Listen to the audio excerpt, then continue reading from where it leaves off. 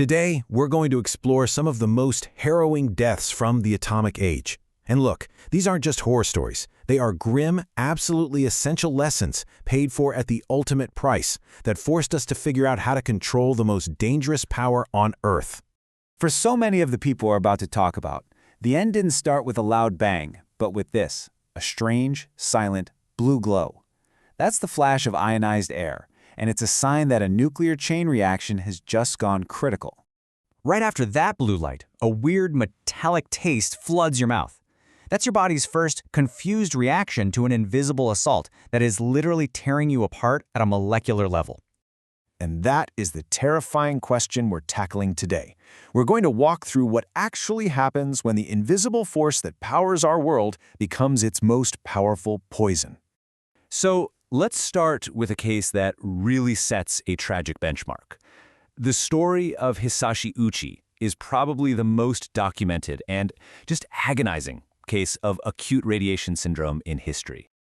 Now, to really get these stories, you need to know what we're measuring. It's called the sievert. It's just a way of quantifying the biological damage from radiation. All you really need to remember is this. A dose of 5 sieverts is lethal for about half the people who get it.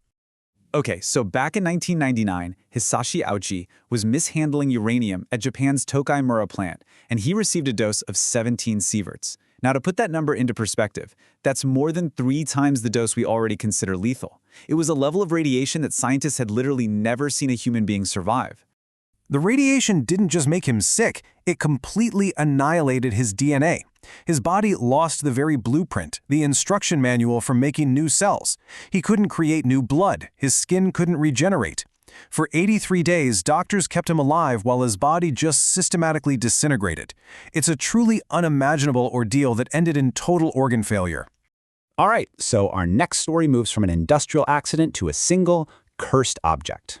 This is the Demon Core, a 14-pound sphere of plutonium that took the lives of 2 brilliant scientists in less than a year. So you've got these 2 men, Harry Daghlian and Louis Slotin. Both of them were working at Los Alamos, both performing these incredibly dangerous experiments to test the absolute limits of a nuclear reaction. And, unbelievably, both of them made a single fatal mistake with the exact same piece of plutonium. After Daghlian accidentally dropped a brick right onto the core, it went critical. His split-second instinct was to knock the brick off with his bare hand. This shows the horrifying price he paid for that instinct. His body just burned from the inside out over 25 excruciating days.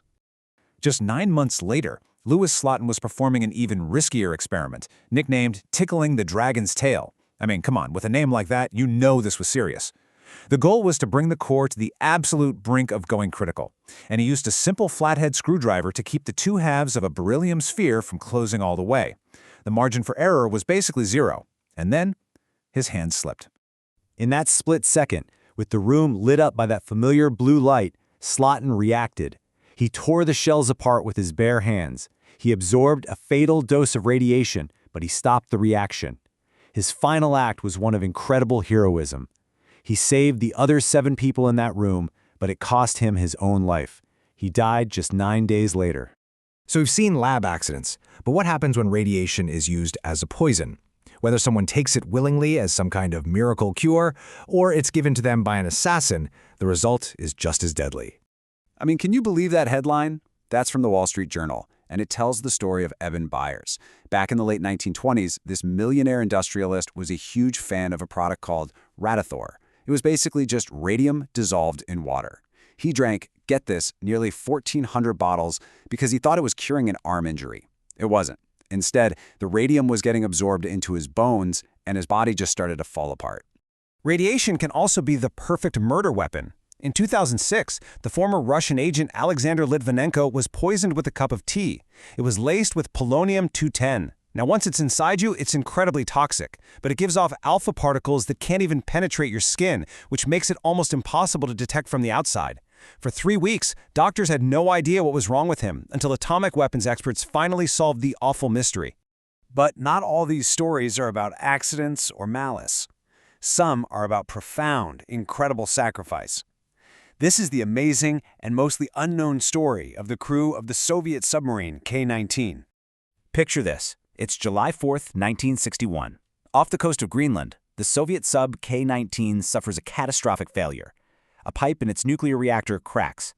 They had no backup cooling system, so a meltdown was coming, an explosion that the U.S. could have easily mistaken for a first strike, potentially starting World War III. The captain asked for volunteers for what was, let's be honest, a suicide mission. Go into the reactor compartment and build a new cooling system by hand. 22 men stepped forward. And they did it. They jerry-rigged a fix, they saved the submarine, and they may very well have prevented a nuclear war. But that success came at a terrible, terrible cost. 8 of those men died within days. 14 more died over the next 2 years. Their bodies were so radioactive they had to be buried in lead-lined coffins. They were heroes in the absolute truest sense of the word. You know, it's easy to look at these stories and just see pure tragedy, but their real legacy is what we learned from them. Each one of these horrific deaths became a lesson that forced us all to get safer. This right here brings it all together. Uchi's death, it forced a complete overhaul of Japan's nuclear regulations. The Demon Core accidents, they ended hands-on criticality experiments for good. Eben Byers' horrifying death gave the FDA the power to regulate dangerous products. And the sacrifice of the K-19 crew, that led directly to improved reactor designs with mandatory backup systems. Each tragedy forced a change. It's progress, but it's progress written in lead. The story of nuclear power has always been one of immense potential and, of course, immense danger. These people, whether through accident, malice, or incredible bravery, they walked into the invisible fire so that the rest of us could learn how to control it, and their suffering has saved an untold number of lives ever since.